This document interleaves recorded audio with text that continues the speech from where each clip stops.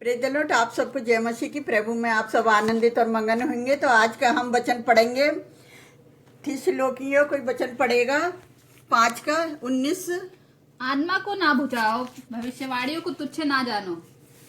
Hallelujah. जहाँ परमेश्वर का वचन इस प्रकार से बता रहा है कि आत्माओं को ना बुझाओ, तो आत्मिक जोश को मत खोइए। परमेश्वर तुम्हें उपयोग करना चाहता है। तो परमेश्वर आत्मा से भरे लोगों को उपयोग करना चाहता है। और आत्माओं को ना बुझाओ, परमेश्वर का मार्गदर्शन पहचानो।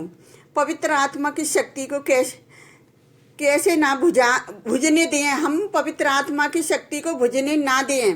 आपके जीवन में पवित्र आत्मा की आग क्यों कम हो जाती है जब हम स्तुति प्रशंसा प्रार्थना नहीं करते। और परमेश्वर की आवाज़ को पहचानो। परमेश्वर की आत्मा को मत दबाओ। हमें परमेश्वर की जब हमारे साथ काम करना चाहता है तो हमें उसकी आत्मा को दबाना नहीं चाहिए।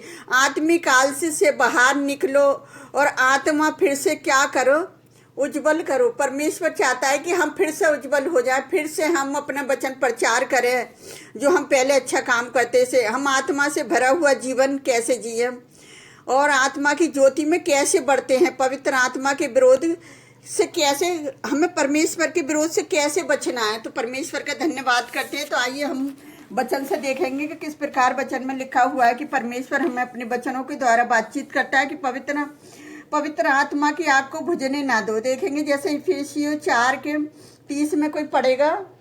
परमेश्वर के पवित्र आत्मा को शोकित मत करो, जिसे तुम पर छुटकारे के दिन के लिए छाप दी गई है। परमेश्वर हमें छुटकारा देता है, परमेश्वर हमें शक्ति देता है। हमें क्या करना है, परमेश्वर के पवित्र आत्मा को शोकित नहीं करना है। इसमें लिख रहा है शोकित मत करो। जिस तरह से हम पर छुटकारे के दिन में क्या होगा कि हम पे छाप दी जाएगी, तो वो परमेश्वर हमें छुटकारे के दिन छाप देने वाला परमेश्वर है। पवित्र आत्मा की आग की तरह, जैसे हम मत्ती 3:11 में पढ़ेंगे कि परमेश्वर का वचन किस तरह से कह रहा है कि मैंने तो तुम्हें पानी से मन फिराने का बपतिस्मा देता हूँ, परंतु जो मेरे बाद आने वाला है वह ही मुझसे शक्तिशाली और मैं उसकी जूती की उठाने के योग नहीं हूँ। वह तुम्हें पवित्र आत्मा की आग से बपतिस्मा देगा। हालेलुया। तो जहाँ परमेश्वर का वचन हमें बता रहा है कि जब ये यूहन्ना कहता है कि जब परमेश्वर आएगा, पवित्र आत्मा आएगा तो तुम्हें आग से बपतिस्मा देगा। जब यूहन्ना आया तो उसने तो मन फिराव के लिए तुम्हें क्या करा कि बपतिस्मा दिया पानी से, और अब पवित्र आत्मा आएगा तो तुम्हें आग से बपतिस्मा देगा। तो आग का मतलब आप समझ सकते हो कि परमेश्वर किस तरह से हमारे जीवनों में काम करना चाहता है। वो परमेश्वर है। जैसे हम प्रेतों के काम 2, 3, 4 में हम उस आग को नहीं बुझानी चाहिए। हम उस आग को किस चीज़ से कैसे बुझाते हैं, हमारे जो पाप है ना उसकी वजह से। हमारे जीवन में हमेशा पवित्र आत्मा की आशा को बुझा देता है। क्या बुझा देता है? हमारा पाप पवित्र आत्मा की आग को बुझा देता है। इसके साथ ही कौन सी चीज़ है जो कैसी आग है, अधिक तेजी से जलती और भड़कती है। देख रहे हो कौन सी आग है परमेश्वर की जो तेजी से जलती है? आनंद और प्रार्थना और आभार प्रकट करना परमेश्वर का। जैसे हम इसी वचन में पढ़ेंगे 16 और 18 में किस तरह से लिखा है कि परमेश्वर का वचन हमें बताता है कि सदा प्रभु में आनंदित रहो, प्रार्थना करते रहो। जैसे 18 में लिख रहा है हर बात में धन्यवाद करो, क्योंकि तुम्हारे लिए मसीह यीशु में परमेश्वर की यही इच्छा है। हालेलुया। तो जिस तरह से परमेश्वर के वचन में लिखा है कि किस तरह से आत्माओं को ना बुझाओ, तो यहाँ परमेश्वर का वचन बताता है 21 में कि सब बातों को परखो और जो अच्छी है उसे पकड़े रहो। सब बातों को परखो, लेकिन किसी से लड़ाई झगड़ा मत करो, ना पवित्र आत्मा को शोकित करो। जो बात अच्छी है उसे पकड़े रहो और सब प्रकार की बुराई से बचे रहो। तो परमेश्वर यहोवा का धन्यवाद करते इस सुंदर वचन के लिए, हमें हर बुराई से बचाने के लिए।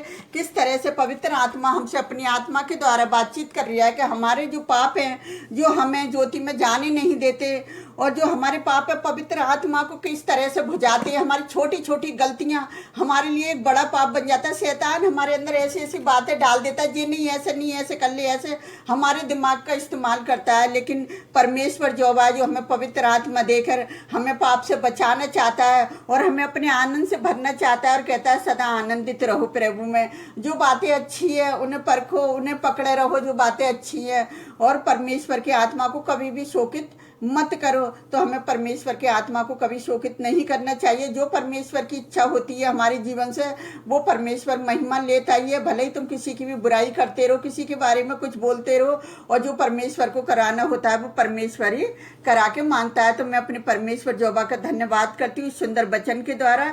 परमेश्वर बहुत ही से आप सबको आशीष दे, और जो हमारी वीडियो से बने हुए लोग हैं जो नए हैं वो हमारी वीडियो को लाइक और कमेंट और सब्सक्राइबर करें और अपनी समस्याओं को भी लिखें ताकि हम उनके लिए प्रार्थना कर सके। तो आइए हम आप सबके लिए प्रार्थना करते हैं।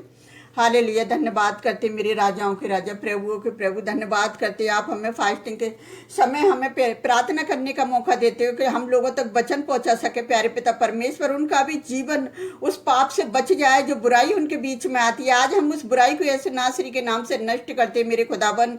अपने लोगों को प्यारे पिता परमेश्वर बुराई से बचा संभाल कर रखने, जो आपके वचनों में चलने खुदाबन, आप उनकी सहायता उनकी मदद करें खुदाबन। आज जाने कितने लोग अपनी समस्याओं को लेकर आपके समीप आते हैं पिताजी, मैं उनकी समस्याओं को आपके समीप रखती प्यारे पिता परमेश्वर। जिस तरह से यूहन्ना ने तो पानी से बपतिस्मा दिया और मन फिराने के लिए करा पिताजी, आज जाने कितने लोग मन फिरा कर आपके पास आ रहे हैं खुदावन। आपकी आग का बपतिस्मा चाहते हैं मेरे जवाब परमेश्वर, कि उनके जीवन में उजाला हो जाए और वो पाप की शक्ति उनके जीवन से निकल जाए मेरे जवाब परमेश्वर की शक्ति उनके जीवनों में आ जाए मेरे जवाब परमेश्वर। जो आपसे प्रार्थना कर रहे हैं मेरे खुदावन, मैं उन सब लोगों के लिए भी प्रार्थना करती हूँ जो हमारी वीडियो को लाइक कमेंट सब्सक्राइबर करते हैं पिताजी। उन्हें भी बड़ी आशीष बड़ी बरकत देना, उन्हें किसी बात की कोई कमी घटी ना हो मेरे जवाब परमेश्वर। में सारा आदर मैं माँ आपको देती हूँ, हर बुराई को आपकी सूली तरह बांधती मेरे खुदावन। में जो भी मांगती हूँ यीशु के पवित्र और सामर्थी नाम पर आमीन। प्रभु आप सबको बहुत से आशीष दे।